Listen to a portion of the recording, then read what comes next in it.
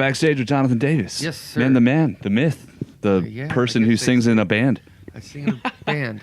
And of course, solo stuff. First of all, thank you for taking a minute to chat. That's all good, I've been trying to get this lined up with you for a long time, so. Oh, Jacobo hooked you up, bro. He did. He really did. I love him.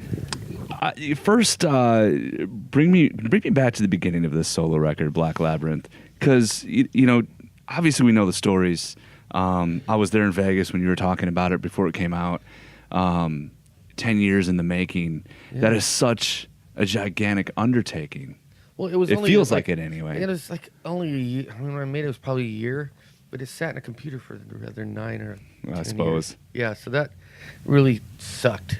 I just did the JDSFA tour, and that's when I went out and did the Queen of Damn songs. I did a bunch of Korn songs that Korn doesn't play live, and that was really successful. And I was like, I got to do this, because it first started at Queen of the Damn when I did that. That was the first thing that I ever did solo, and I was like, I want to do a full record of stuff like that. That was totally my... Dude, that soundtrack just came up in conversation with us the other day, because we were doing a feature on some other soundtrack, and I'm like, oh man, from that time frame, there were so many cool, just random soundtracks. The Queen of the Damned, obviously the song Forsaken, all those. Static X was on it. It was cool. It was good. But when I was doing that, I was like, it just broke my heart, because my label wouldn't let me sing on, be on the record. So it was cool. I got some of my friends, all the Warner Brothers artists, to sing on it. But right after that, I went and did that tour. I came back. I'm like, I got to do a record. So I started writing. I went on. I've been on the road forever with Korn, so I was out on the road with Korn, and I took Miles, my bass player, out with me on this European tour, and we wrote half of the record on that tour. And then I came back and I started working in my little guest house when I was living in Malibu, and we finished the rest of that. I recorded at my studio in Hollywood when we had that studio down there, and then it was done, I think, 2008, 2009. So. And then it sat there. It was totally just sat. So what was the reason that it sat for so long? Just because of the Korn commitments? No, the label. Well, first the label, the guy that signed me, he left and started another label. But that was later on down the ride. But he left, as it happens in this industry. Yeah, so he left, and then the guy that he wanted to produce the record came in. He wanted to produce the record. We're going to do it together. But then when Tom left, he came in and took his place.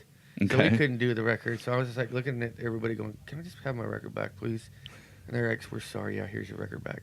So they gave it back to me, and it just sat in a computer for 10 years because, people wanted the Korn machine to keep going. That's the cash cow.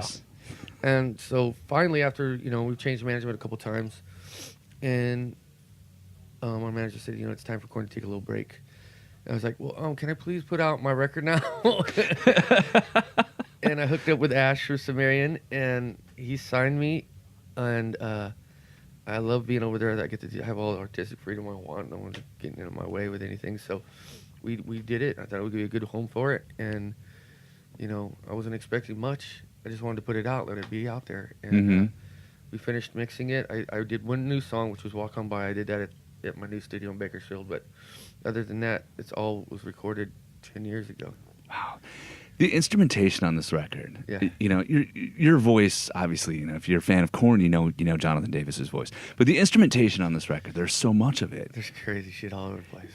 Did you just keep going, experimenting with the people you were playing with, or was it just... I wanted to go that way, and I wrote most of that stuff with samples, and then I had real artists come in and play it.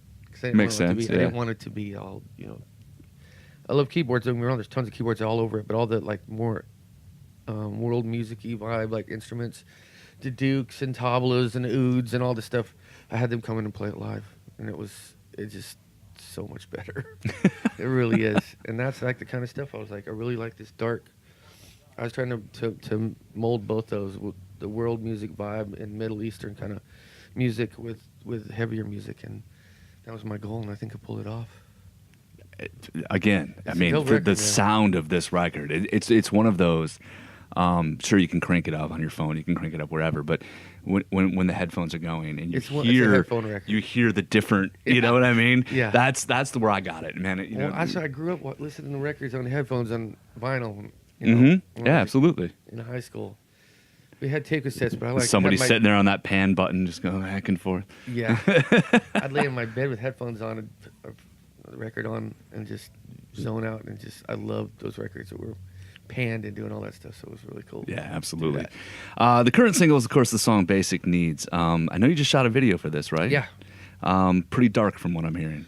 Yeah, it's well, this is all telling a story. All the videos are telling a story backwards.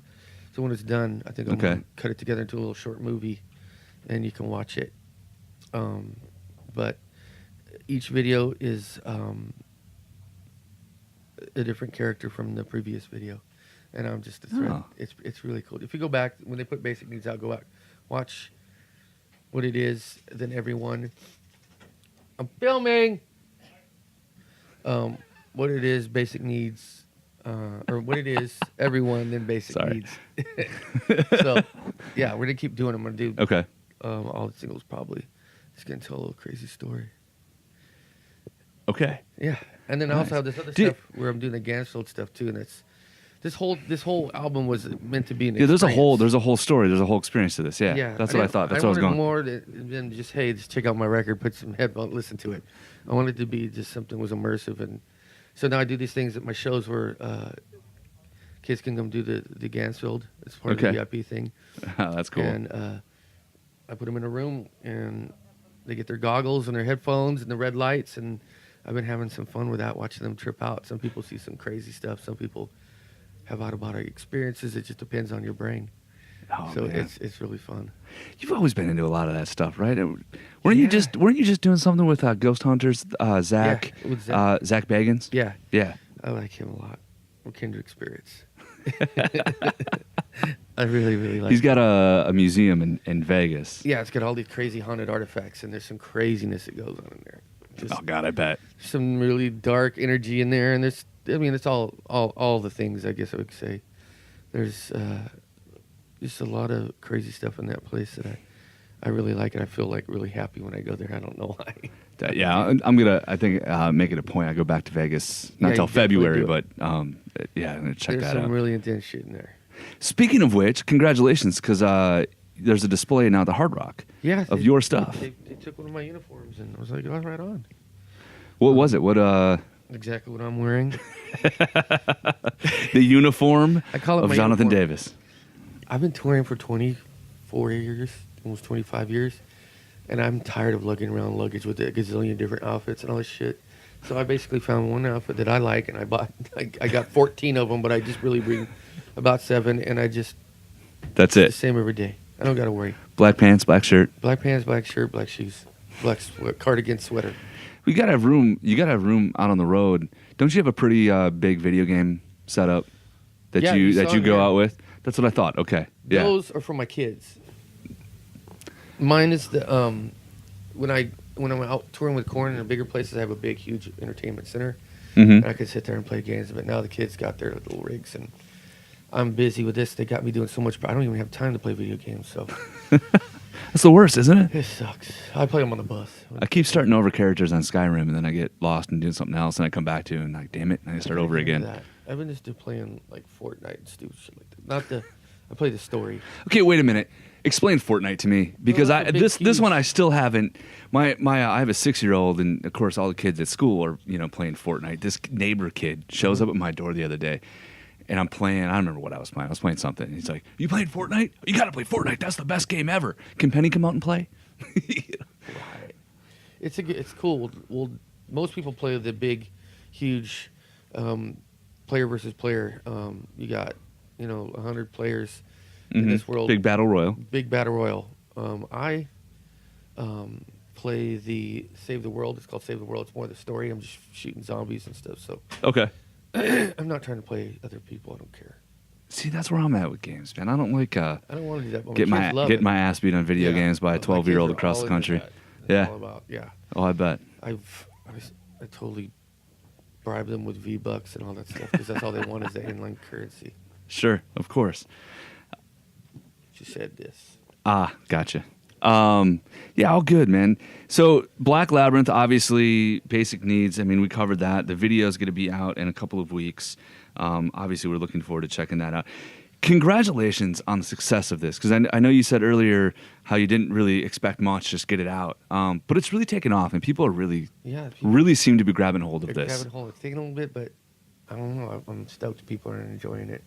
As you and should I'm be. looking forward to doing. I'm going to do another one soon. So when I go back out with Korn, I'm going to finish the Korn record. We'll go on tour, and I'll start writing the next one. And it's going to be nothing like this one, probably, because I don't think I can top this. Well, 10 years ago. Yeah. Too. I mean, you're in So, a different place, I imagine. I'm probably going to jump genres and do all kinds of different fun stuff. So Nice. We look forward to it, man. Keep the creativity coming. Thank you, Jonathan Davis.